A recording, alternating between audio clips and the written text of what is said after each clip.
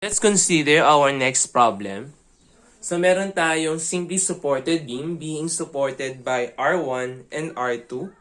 Tapos meron tayong uniformly distributed load having an intensity of 20 kN per meter na merong span length na 4 meter. Tapos meron tayong 30 kN na concentrated load. So, determine the maximum shearing stress and bending stress developed for the beam loaded as shown. It is made of three 200 mm by 50 mm assembled as shown. So meron daw tayong 200 by 50 mm na tatlong peraso na inassemble para maging beam. So for this one, meron tayong tatlo, 1, 2, and 3. Determine also the shearing stress at the junction of the web and flange.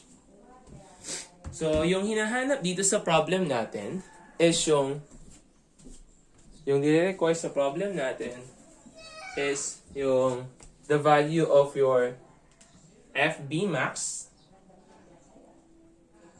the value of your shearing stress maximum, and the value of your FV at junction.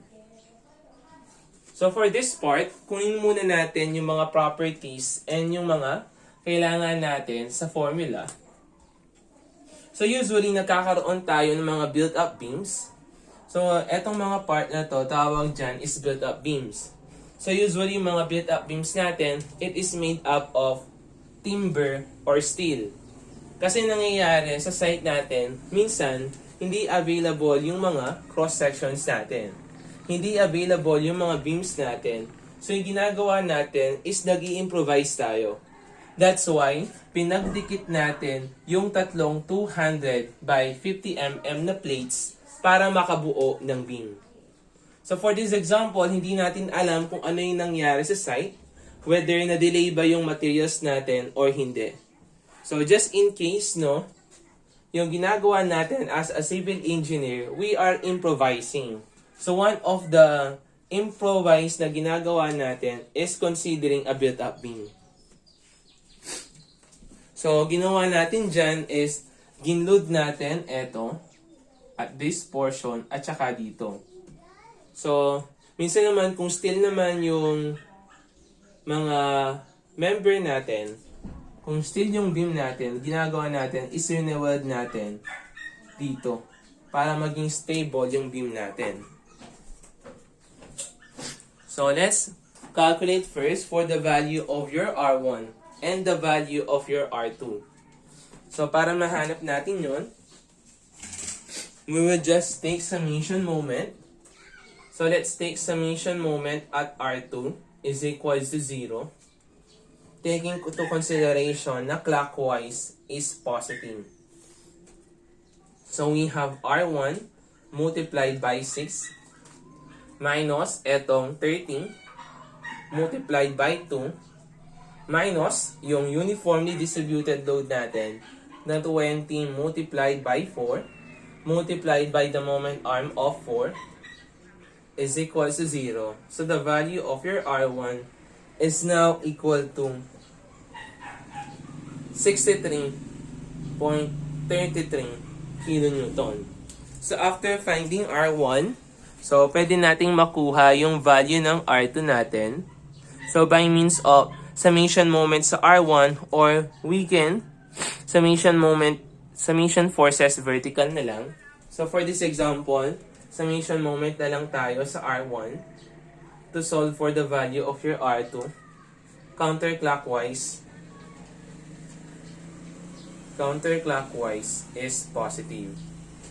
So for this example, yung moment arm natin, that is equal to, so R2 multiplied by 6. So next naman, minus 30 multiplied by 4 minus 20 multiplied by 4 multiplied by 2 is equal to 2. So the value of your R2 is now equal to 46.67 kilonewton. So after finding yung mga reactions natin, we can now solve for the shear and moment diagram of our beam.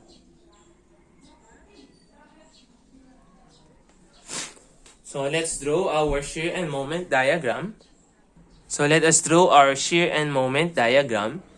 So first of all, siyempre meron tayong value na R1 which is equal to 63.33 and yung value naman ng R2 natin which is equal to 46.67. So for this part, so yung mangyayari niyan, let's consider na ito yung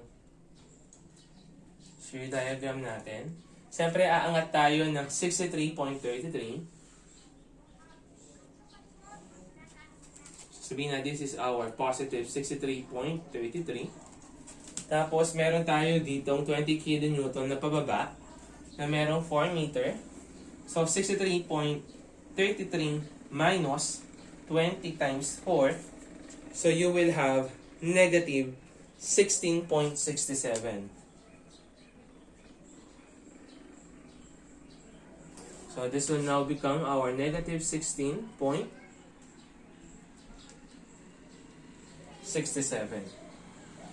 Next, at this point, meron tayong 30 kN. So negative 16.67 minus 30. So you will have negative 46.67. So negative 0.67. Since wala tayong loading, so dire-diretso lang. Tapos, meron tayong upward dito. So, negative 46.67 plus 46.67. So, yung value natin dito is equal to 0. So, this will now become our shear diagram. So, for this one, since nagkaroon tayo ng zero shear, we will going to reflect that pababa upon the drawing of your shear and moment, upon the drawing of your moment diagram. So since meron tayong zero shear done, i-reflect natin yan pababa. So, tapos hahanapin natin yung value. So let's say this is our x. Tapos siyempre, kung 4 yan, tapos x yun, therefore, ito 4 minus x. So for this example, let us solve first for the value of your x before we proceed dun sa moment diagram natin. So for this example, dito na lang natin i-compute yan. So by similar triangles, x over 16.67 is equals to 4 minus x over yung 63.33. So the value of your x is equal to 0.834 meter. So let us calculate now. So ito yung Mmax natin. Solve na natin yung value ng Mmax. So since wala tayo dito kaya 0. 0 plus etong area natin, 1/2 of 63.33 multiplied by 4 minus 0.834. So you will have positive 100.25. So this is positive 100.25 minus 100.25 minus 1/2 of 16.67 multiplied by 0.834, which is equal to 93.33. 93.33 minus etong 46.67 multiplied by 2. So that is approximately equal to 0. So, hindi yan talaga nagsaktong 0. Kasi nga, upon sa pag-solve ng mga reactions natin, hanggang 2 decimal places lang tayo. So, meron tayo dito ng mga degrees. So, for this one, we have 2 degree, 2 degree, tapos dito naman 1 degree. So, 1 degree dito, 1 degree, tapos dito 0 degrees. So for this example, this will now become our moment diagram. So for this example, meron na tayong value ng Mmax natin and value ng Vmax natin. So let us illustrate yung value ng Mmax natin. Mmax is equals to 100.25 kilonewton meter and the value of your Vmax is 63.33 kilonewton.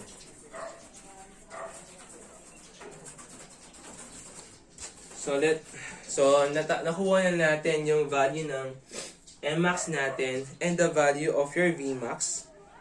So let us now solve yung mga values natin dito naman sa cross-section ng beam natin.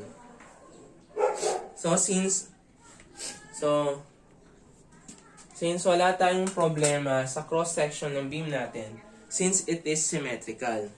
So for this example, if we will going to draw yung neutral axis natin, since we have a symmetrical cross-section, so yung mangyayari lang naman yan is nasa gitna yung neutral axis natin. So for this example, nandito lang sa gitna yung value ng yung location ng neutral axis.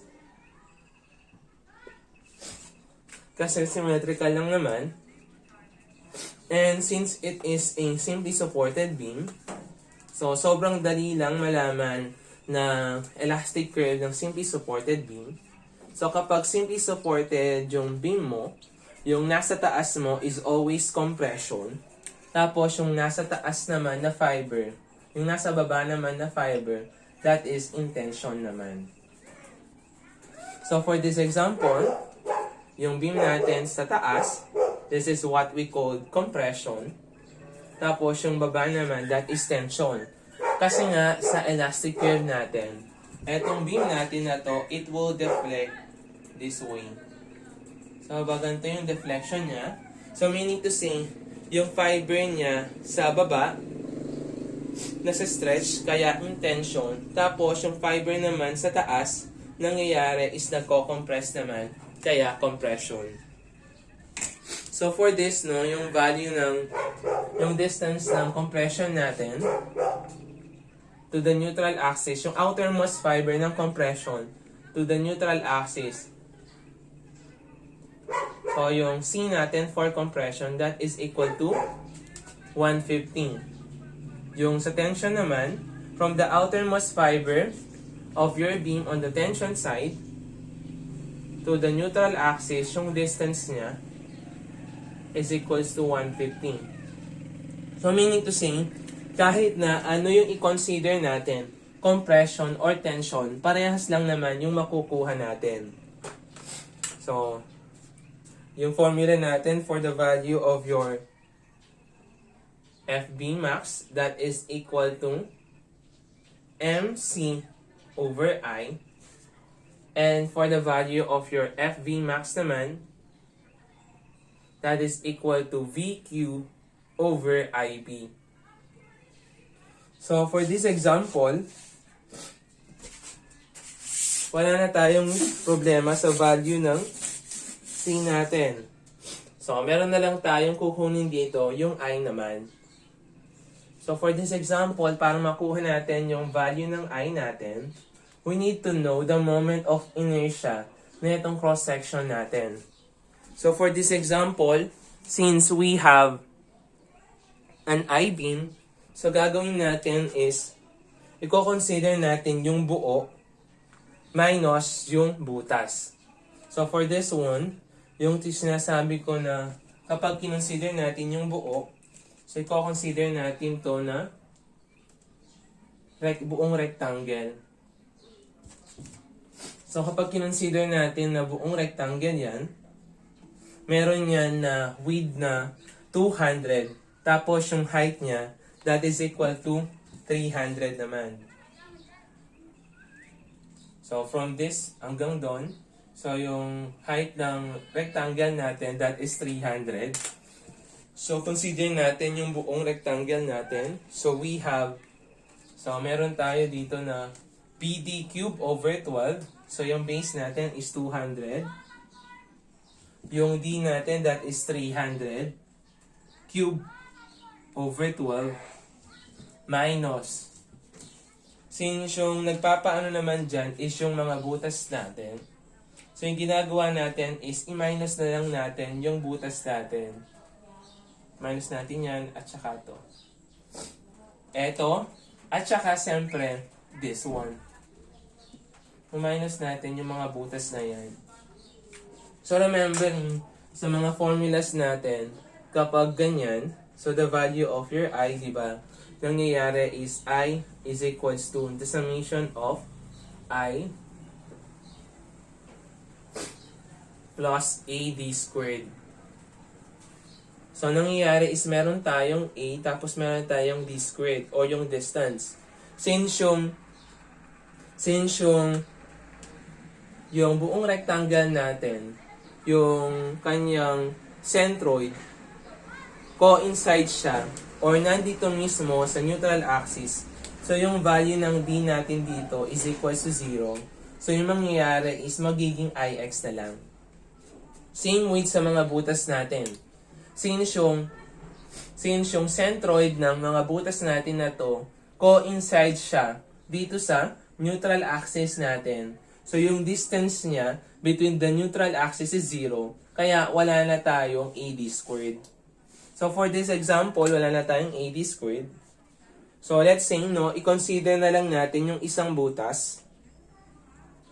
So, mangyayari niyan,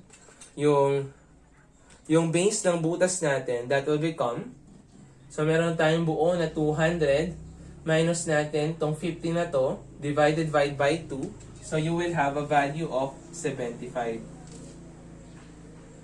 So, kung consider natin yung isang butas natin, so that will become 75 BD cube. Yung height niya is equals to 200 cube over 12. Since dalawa yan, tapos parehas lang, edi i-multiply by 2 mo na lang. So, the value of your I is now equal to 350 times 10 raised to 6. So, that is the value of your I. So, susunod naman. So, wala na tayong problema sa pagkuha ng FV max natin. Kasi meron na tayong given na maximum moment, the value of your C, and the value of your I. Ngayon, yung problemahan na lang natin is the value of your Q. So, for this example, so yung Q natin, kukunin naman natin yung statical moment area natin. So, for this one, magpuputol tayo dito sa neutral axis, tapos i-consider natin yung lahat ng area na nasa taas ng point of consideration natin. So, since magko-consider tayo sa neutral axis, so yung mangyayari niyan is lahat ng area natin na nasa taas ng neutral axis, imo-moment natin with respect to the neutral axis. So, let's say, unahin muna natin yung nasa taas. So, we will have, so yung area niya, that is equal to 200 multiplied by 50 multiplied by 150 minus yung moment arm niya. So, yung kalahati ng 50, that is 25. Plus, eto naman, yung susunod natin. So, yung dimension natin dyan is equals to 150 minus 50. So, meron tayong height dyan na 100. So, that will become, yung base niya is equals to 50. 50 times 100 times 100 over 2 or 50. So, the value of your Q is now equal to 1.5 times 10 raised to 6. So, dito millimeter to the 4th. Ito naman, millimeter cube. So, wala na tayong problema. We can now calculate for the value of your FV max and the value of your FB max. So, for this one, let us now calculate yung mga values natin. So FV max, so we have equals yung M natin 100.25 times 10 raised to 6. Yung C natin, that is equal to 150 all over the value of your I, which is equal to 350 times 10 raised to 6. So the value of your FB max is now equal to 42.96 megapascal. So, yun namang sa VQ over IB natin. So, we will have yung V natin, maximum is 63.33 times 10 raised to 3 para maging Newton. The value of your Q is 1.5 times 10 raised to 6 all over yung I natin na 350 times 10 raised to 6. And yung B naman. So, yung B naman natin is yun yung width na dinaanan ng neutral axis natin. So, for this part, yung dinaanan na neutral axis natin, since kino-consider natin is the maximum shear, etong 50. So, the value of your FV max is now equal to 5.43 megapascal. So, lastly, yung hinahanap dito sa problem natin is the shear stress at junction naman. So for this part, hahanapin natin yung shear stress natin na nag-a-occur at the junction. So mangyayari niyan, eto, hahanapin natin yung shear stress natin at this junction. So for this part, at the junction, so gagawin natin is i-consider natin yung Q natin dyan. Kasi pare-parehas lang naman yung values ng mga V, I, at saka B natin. Kasi nangyari, di naman sinabi sa problem kung saang distance dito sa beam natin na kukuha tayo ng shear. So meaning to say, since wala siyang sinabi, we can assume and by default, yung gagamitin nating V dyan is yung Vmax. Pero kapag sinabi na at 2 meter from R1. So, kukunin natin yung value ng shear natin at 2 meter from R1. So, from that, so, mangyayari niyan is magbabago lang naman dito is yung value ng Q natin. So, for this part, since ito yung i-consider natin, lahat ng area na nasa taas ng point na to, yun yung i-consider natin. So, let's say, etong shaded na to, na nakaslant yung i-consider natin. So, that is the value of your Q1. So, sabihin natin na yung junction natin, that is our point 1. So, para mahanap natin yung value ng Q1 natin, so we will have Q1, so yung top natin, yung kino-consider. So, we have yung, na 200 multiplied by 50 multiplied by the moment arm of 150 minus 25. So you will have a value of Q1 which is equal to 1.25 times 10 raised to 6 cubic millimeter.